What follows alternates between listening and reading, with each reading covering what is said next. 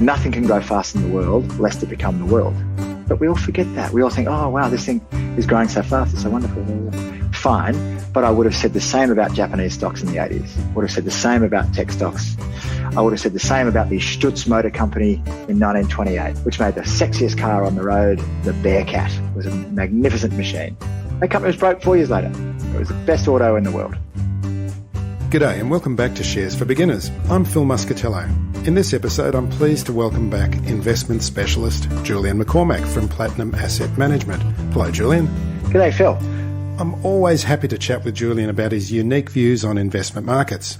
We last spoke at the end of March when markets were beginning their recovery, or actually maybe they were still on the way down at that point, but somewhere around there.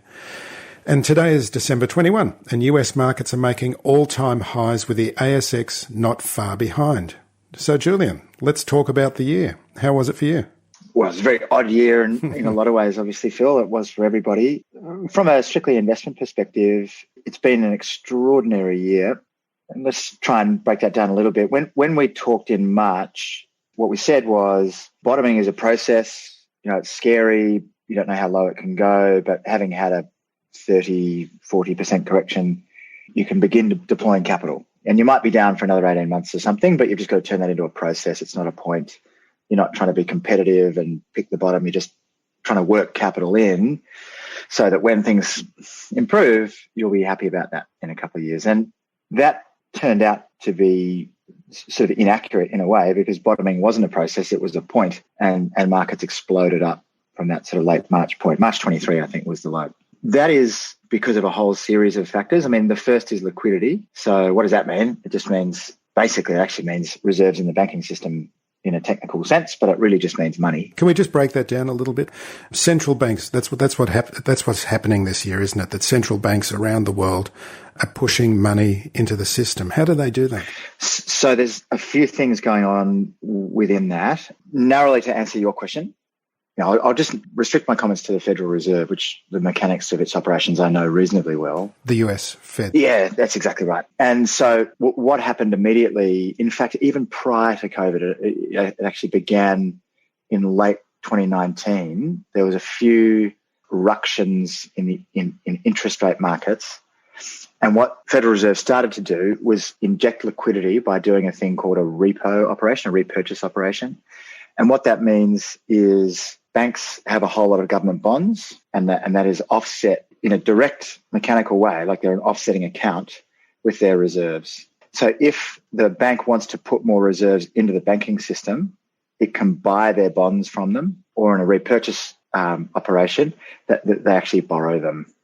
And if they don't have enough reserves, it's the same as them not having enough cash in the system.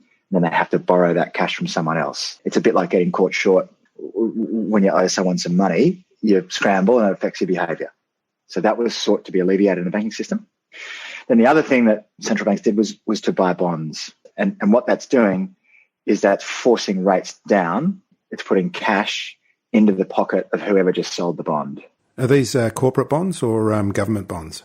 A bit of both for the first time in the Federal Reserve's history. To be honest, there wasn't that much corporate bond buying. It wasn't in huge quantities. It was just the knowledge that it was out there that then adjusted the market behavior of participants.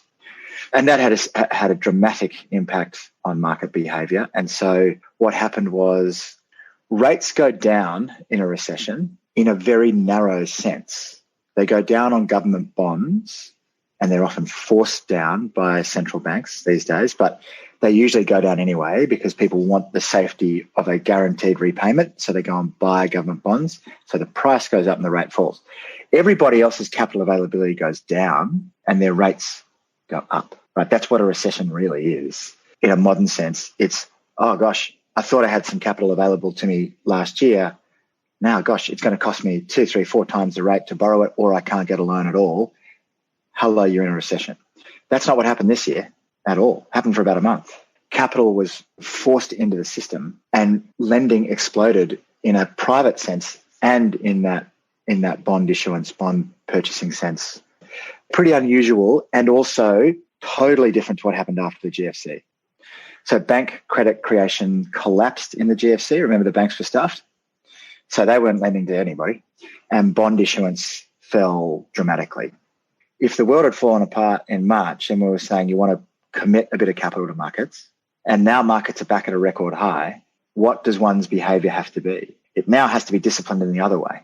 So people really must be building cash, or at least have something in their portfolio, Aussie bonds or Australian government bonds or US government bonds or whatever. That's not a terrible idea in this kind of environment, but it's probably early. I mean, these markets look like they just want to run forever. They won't, by the way. They won't, but it is. It's really the whole psychology of this year has been so skew-if, but the markets just continue to keep on going higher and higher, don't they?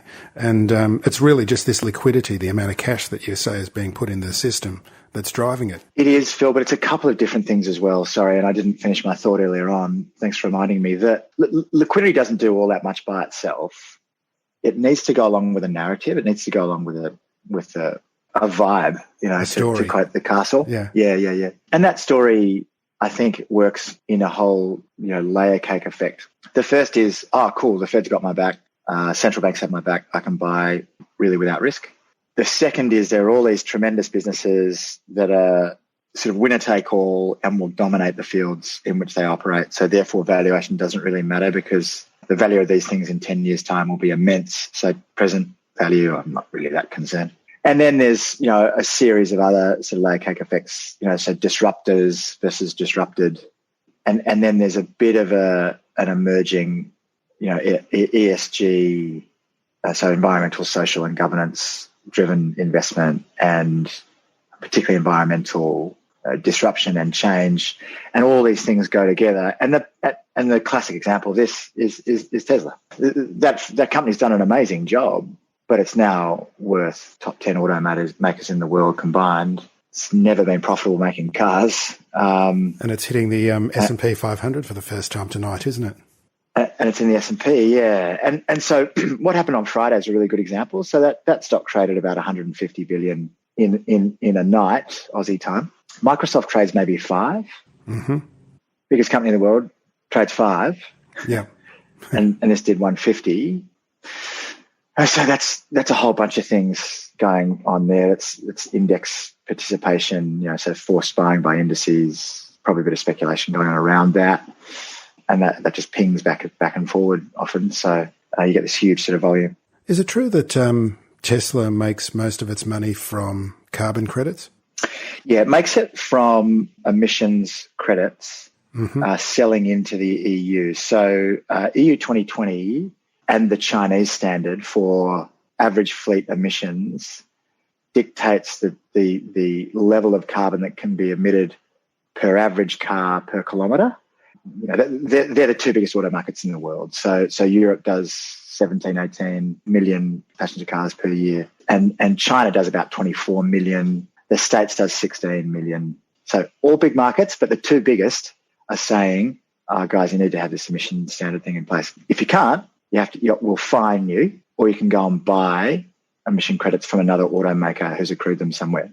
All of Tesla's cars obviously are electric, so they get this big credit and they can sell that, and they've been selling it to Fiat Chrysler. So the problem with that, though, is that goes away because all these automakers have all these models coming out that let them meet their emission standards, and so the value of those credits basically goes to zero in about a year. Is that part of what you're talking about with ESG, how ESG is affecting the market? Yeah, it is. There's the ESG, environmental, social and governance standards are really good. It's not that there's anything wrong with it. It's contributing to a nonchalance around price that gets very bubble-like. And that's one of these narratives where people say, oh, look, I want to go and buy something that solves the plastic crisis, or, something that gets rid of the use of crude oil or whatever. And so they'll probably go and buy a basket of stocks in an ESG fund or an ESG ETF. And so what you get is this real crowding type effect into stocks that are perceived to be winners in that regard. And then you get, unanchored from price, and that's definitionally where you get bubbles. One of the things that I've heard from other guests is that technology is something that's keeping inflation under control as well. That all of the advances, the dematerialisation of goods, the way services are all going into the cloud also have an effect on keeping interest rates down, and that we might have low interest rates for decades to come because of that. It's possible. It's very possible. Inflation's an interesting thing. It's not very well understood. And when I say that, I mean central banks don't really have a good model of how inflation works. So that's a bit problematic. You know, people might have heard of a thing called the Phillips curve, which is an inverse relationship between unemployment levels and inflation. It doesn't seem to work. And then the other thing is, you know, it seems to work in regimes. You know, it seems to work in, you know, long, you know, decadal and longer swings. And we've been in a deflationary world, say, for 40 years. And it feels completely unrealistic that anything could change given the one direction things have been heading in for 40 years.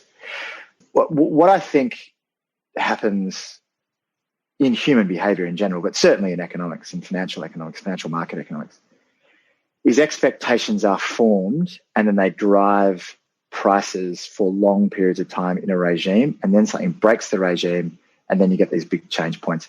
It's entirely possible that's happened. But let me paint a different picture, which is we had the biggest financial crisis in 100 years, and we didn't just spring back to life after that. We had actual fiscal austerity in big economies that mattered all the way through to the Trump tax cuts late in the decade. So we had fiscal austerity in the middle of the recovery of a global financial crisis, not that helpful.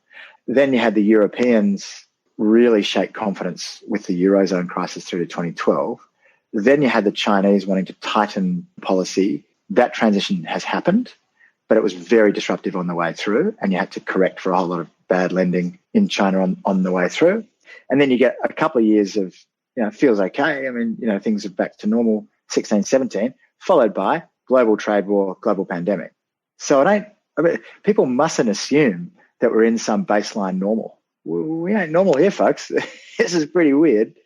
And so what is assumed about this is, the low rates and low inflation of this extended period of time, they're normal. They're here to stay. They're fine, whatever.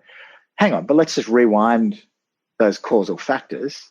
Eurozone crisis over, China tightening over, global trade war over as of January 20, and coronavirus will be over in about a year, because we will have very widespread vaccine.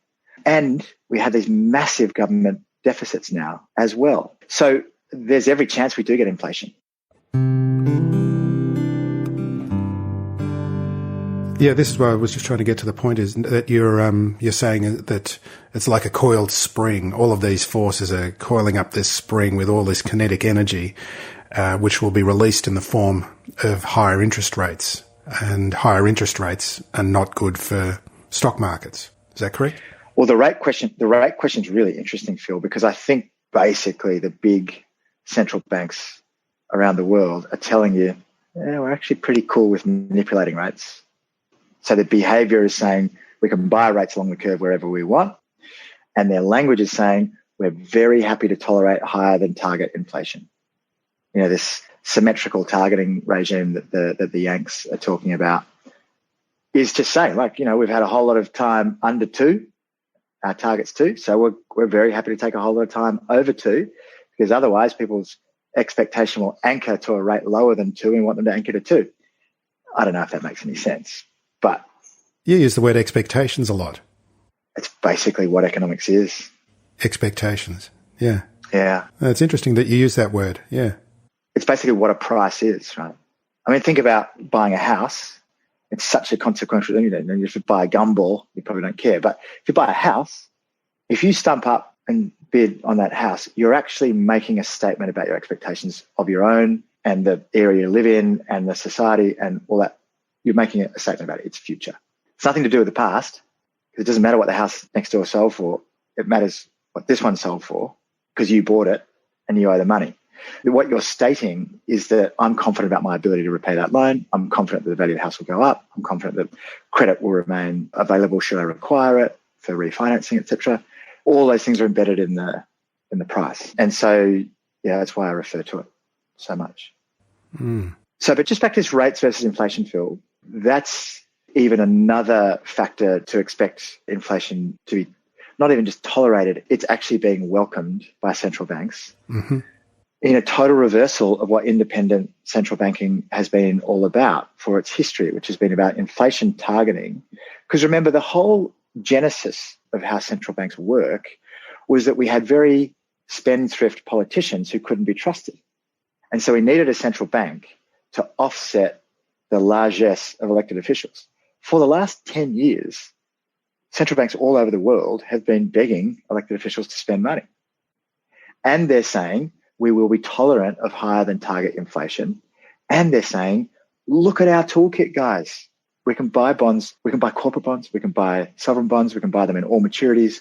We can put unbelievable amounts of liquidity into the banking system anytime we want. What me worry? It's like the Mad Magazine thing. And that is the way out for central banks, is inflation. And there's this sort of mystery about inflation and what it is. But let me demonstrate with a crude example.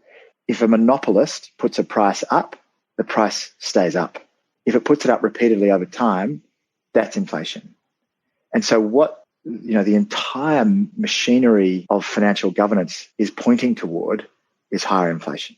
Now, there's reasons why it might not happen. These are all contingent on what people do in the future around policy, et cetera, et cetera. But the way it looks right now, it looks pretty likely, pretty possible.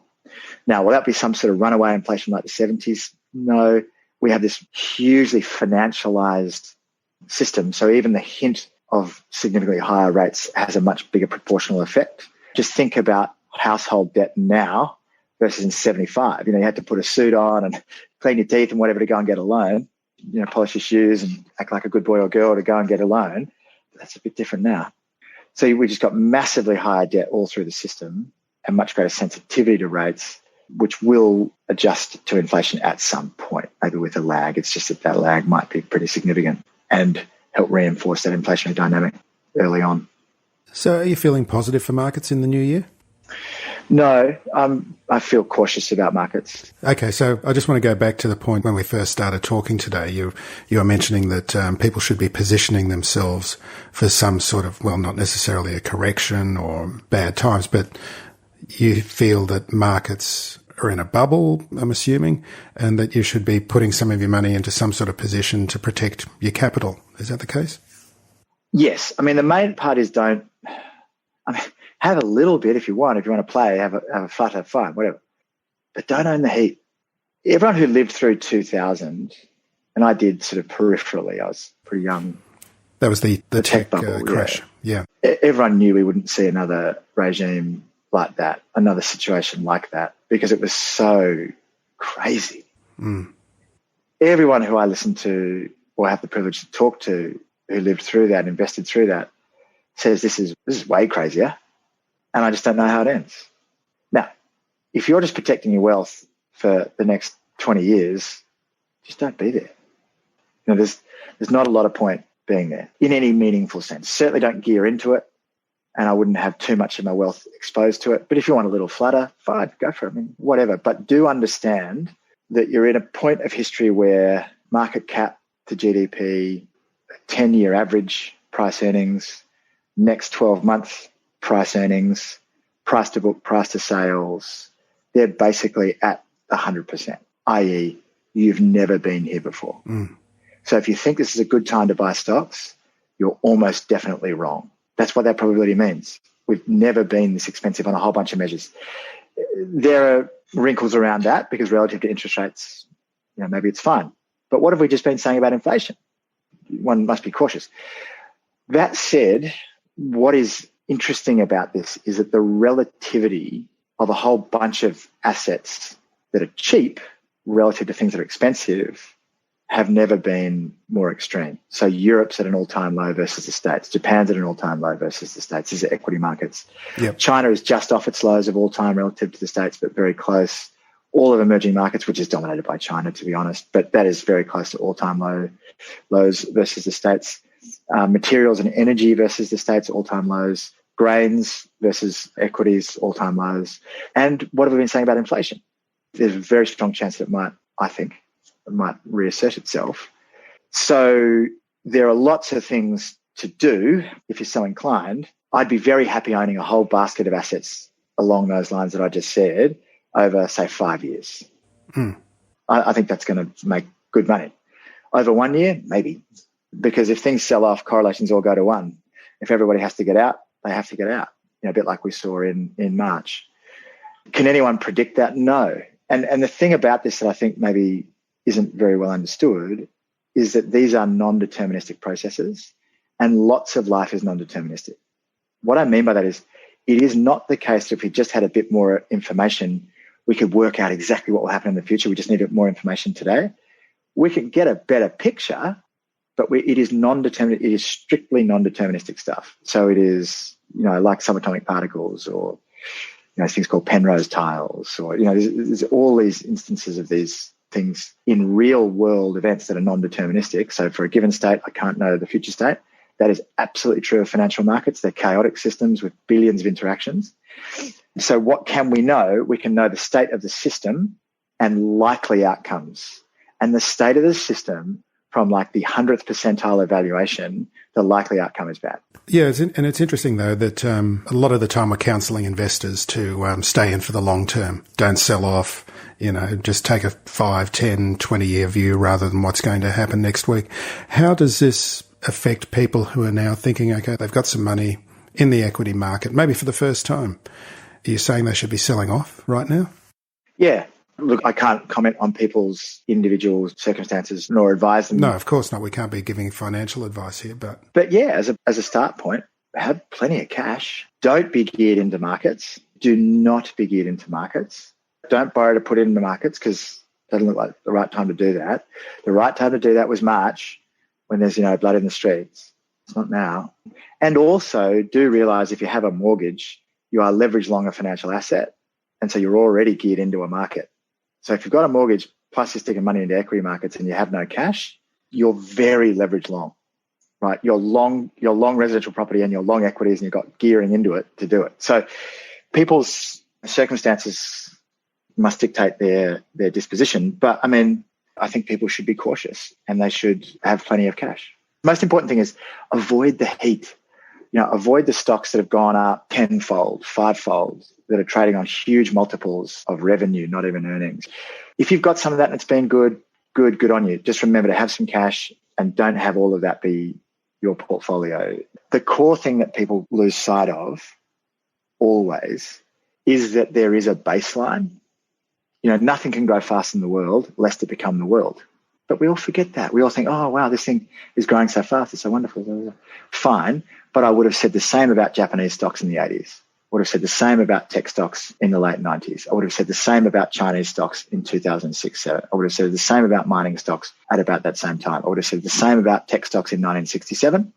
I would have said the same about the Stutz Motor Company in 1928, which made the sexiest car on the road. Mm-hmm. The Bearcat was a magnificent machine. That company was broke 4 years later. It was the best auto in the world in 28.